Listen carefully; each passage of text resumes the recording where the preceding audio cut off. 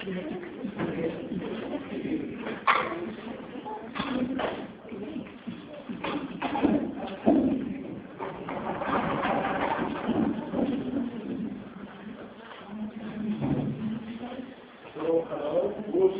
in this presentation about planification of projects. So, sorry, I don't call out this, but I'm a little bit sick. Anyway, planning and graduate projects.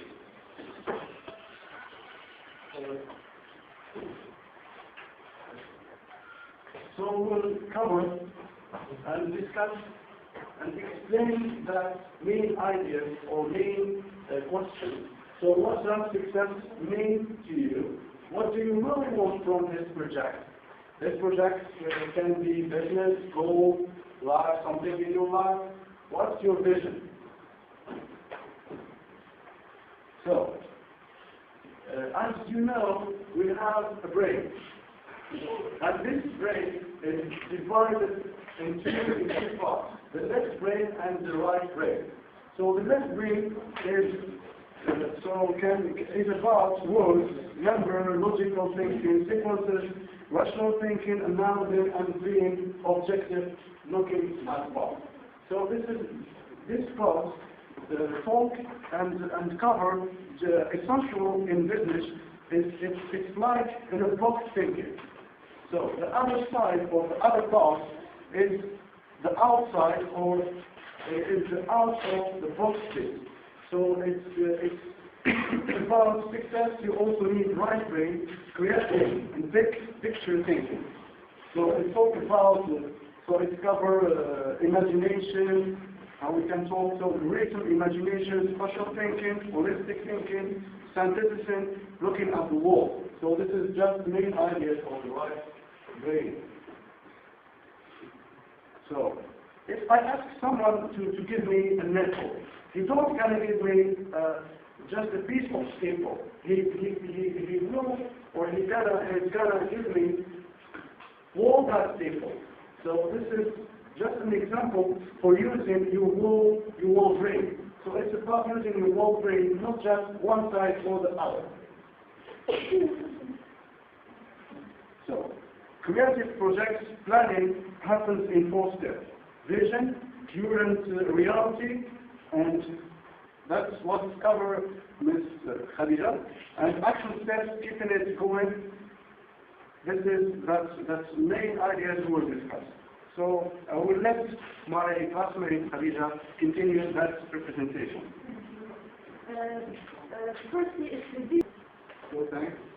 So we'll talk now about action steps. So there are many ways to clarify or to put blueprints in your action steps. So we'll talk about that now. So as my friend Khadija said, explain current reality and vision. So to have to make focus on that idea, on that project, you have to use action steps, some action steps. And this action step might be in the middle of current reality and vision. So it can help you to focus on your vision. So 80% of the brain is dedicated to visual processing. So visual processing is not new, it's part of our history. Written language originated from drawing and sketching. So the first people who develop and create language, they start drawing and sketching in stone. So they didn't talk or use language.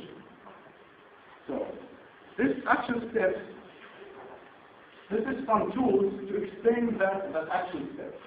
So first, get your vision and your current reality as clear as you can, and write a comparing paragraph for those points, or those points, for example, in the reference boxes.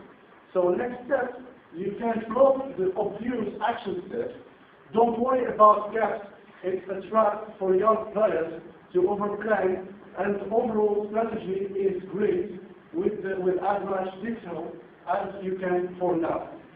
For each major action step, you can create a subordinate shaft to break that action step into its own action step. So for each action step, ask yourself, is it brief, accurate, and consistent? Does it have a due date? So overall ask, if I do all these steps,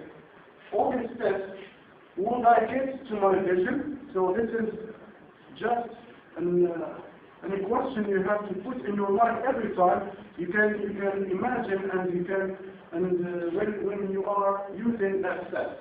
So if no, see if you can flag any gaps. If not, just be aware of them and see if the missing bits become clear as you proceed. So you always have to put that question and to find out your real vision. So to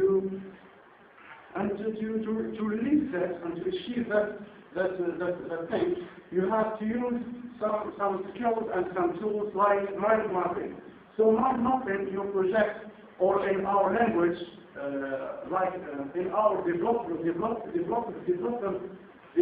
language, so we use Brainstorm to create a project. So this is just in general mind map your project.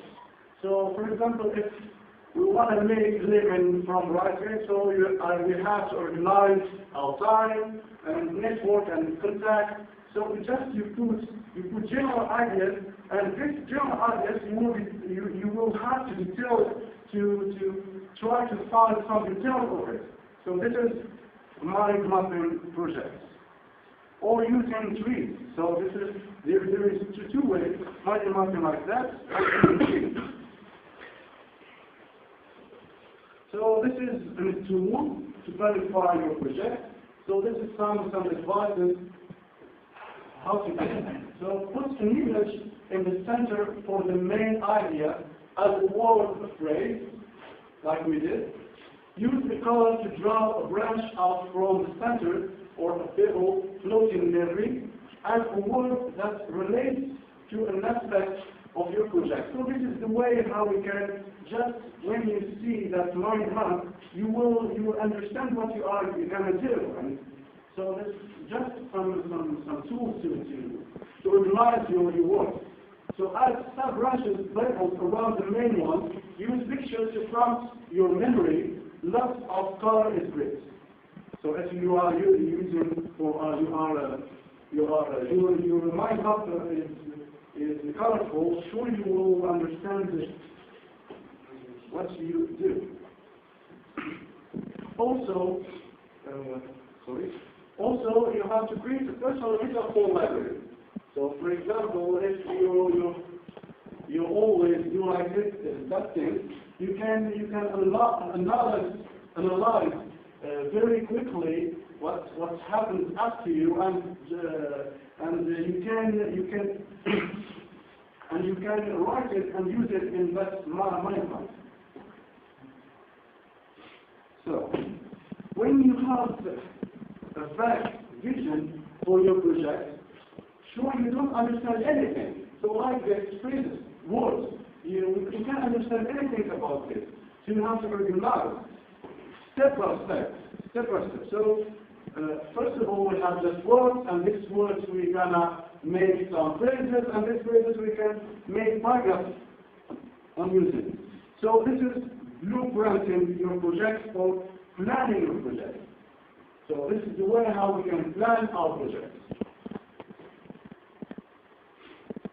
So, in another slide, first of all, we talked about organizing our project. But now, listing our project. So, to listing out the project, this is some tips. This is a great tool for people who love lists, because some people don't like to list everything. So, put all the tasks you can identify into these 5 categories. So categories are ongoing, urgent, short term, medium term, and long term.